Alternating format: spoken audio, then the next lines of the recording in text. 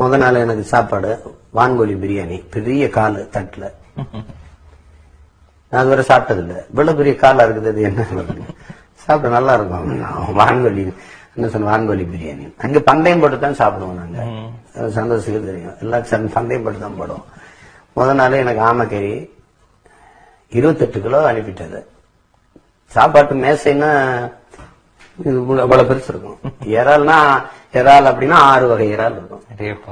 நண்டுனா நண்டு அப்படியே தான் இருக்கும், அப்படியே முழு நண்டா இருக்கும். பிளந்து பார்த்தா உள்ளுக்குள்ள எப்படி சமைப்பாங்கன்னே தெரியாது. அதான் கடைசியா உனக்கு என்ன வேணும்னு கேட்டோம், இந்த சமையக்கார கொடுக்கணும். இவரை மட்டும் எனக்கு கொடுத்துருங்க, நானு அவர் இங்கே இருக்கட்டும், நீ அப்புறம் வரும்போது இங்க சமைக்கணும்ல.